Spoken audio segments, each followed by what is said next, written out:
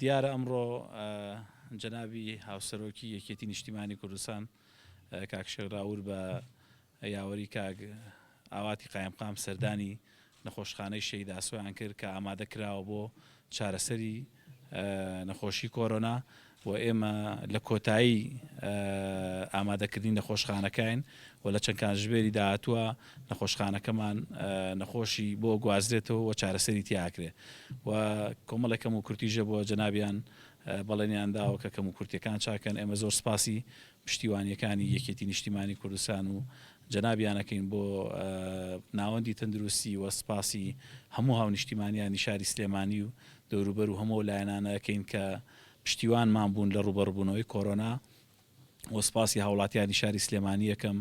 کە لە زەحمەتان ڕێنماییەکانی ئێمە جێبەجێیەکەن، بەڵام دڵنیایانەکەمەوە ئەگەر ئەوان پابەندی ڕێنماییەکان بن بە زووترین کات کۆتایی بە قەیرانەکەیت و مژدەی خۆشە بیستن ئەگەر بتوانن پابەندی ڕێنماییەکان بن و بە پێشەوانەشەوە ئەگەر پابەند نەبن بەڕاستی ئێمە هیچمان لە وڵاتانی دنیا زیاتر نییەوە خۆتانە بینن لە ئەمریکا و لە ئەوروپا چ کارەساتێکی گەورە ڕووەدا. هیوادارین ئەو کارەساتە ڕوو نەکاتە وڵاتی ئێمە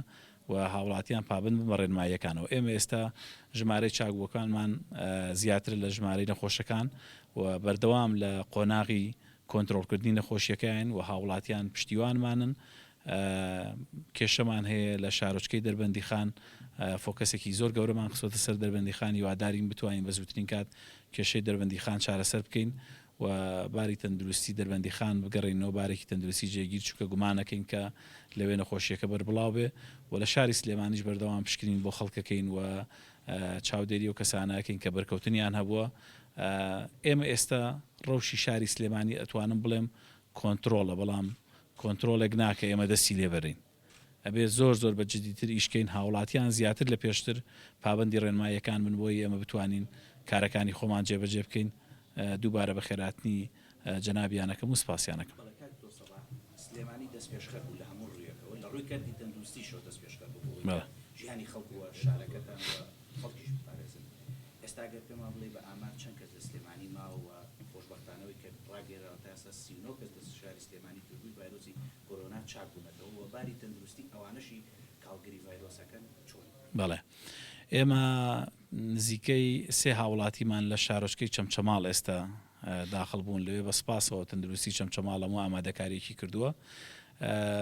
25 هاوڵاتیش لە نەخۆشخانەکانی ئێمە لە شاری سلێمانی تەنها یەک هاوڵاتیان باری تەندروستی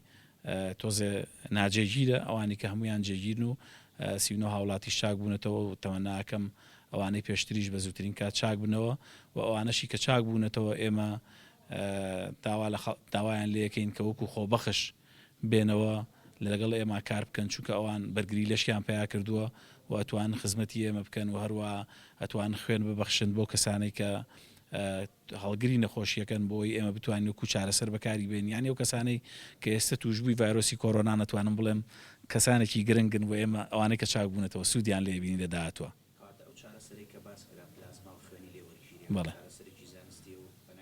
بەڵێ بە دڵنیاییەوە بەکاری شیێنین، بەڵام چاوەڕێی ئەوەی کە ئامادەکاری زانستی بۆ بکرێت. سپاس. کەرتی تەندروستی چییە کە دەبینین لە سەنگەری پێشەوە ناوشانی یەکەی دارەکان هێزەکانی ناوخۆ ئەمڕۆ چیت هەبوو بۆ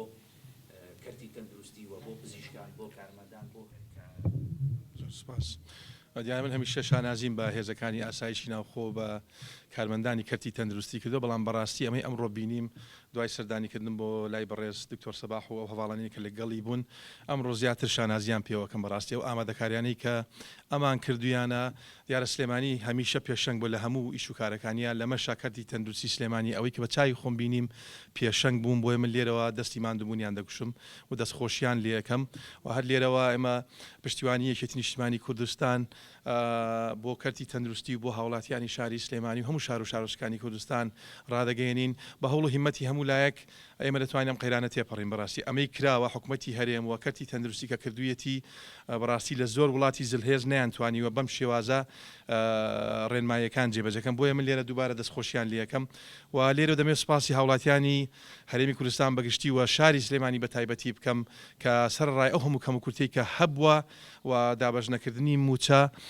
بەڕاستی ڕێنمایەکانی حکوومەتی هەرێمی کوردستانیان وەکو خۆی و بە زیادیشەوە جێبەجێ کردووە و من دڵنیایان دەکەمەوە کە ئێمە هەمومان بەیەکەوە دەتوانین ئەم قەیرانە قورسە بەیەکەوە تێپەڕێنین و ئیشاءالله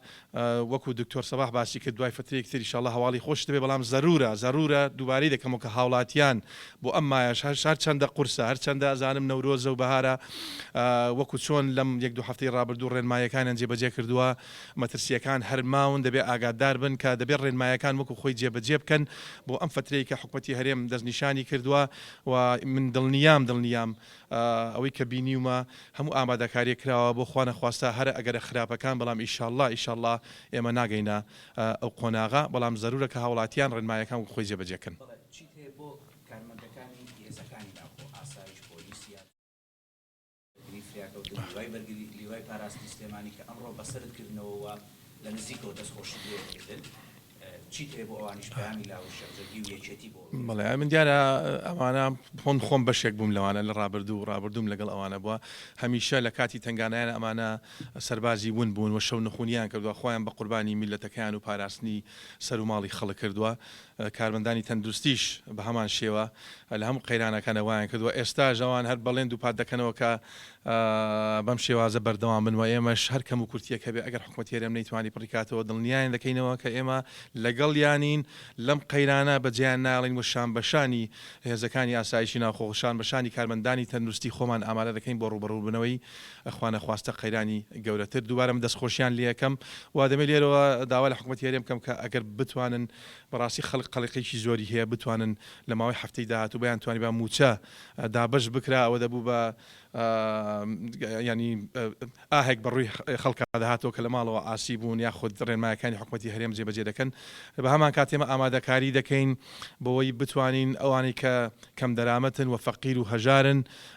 و خەریکی سەرژمێریەکی ئێستا لەگەڵ بەڕێز قایمقام و ئاسایش و مختاری گەڕەکان بۆی بتوانین کۆمەکی پێویستیان بگەینە دەست ئەوانی کە ناتوانن بەهۆی ئەوەی کە ژیانیان ڕۆژانە بەدەستیان هێناوە ناتوانن شت دابین کەم بۆ ماڵم ناڵیان ئێمە دڵنیایان دەکەینەوە کە ئێمە کاری باشمان کەوتە لەو ڕۆ بۆی بتوانین لەم هەفتەیەوە بتوانین هاوکاری بگەین هەموو ئەو ماڵانەی کە کەم دەرامەتن زۆر سپاس دووبارە.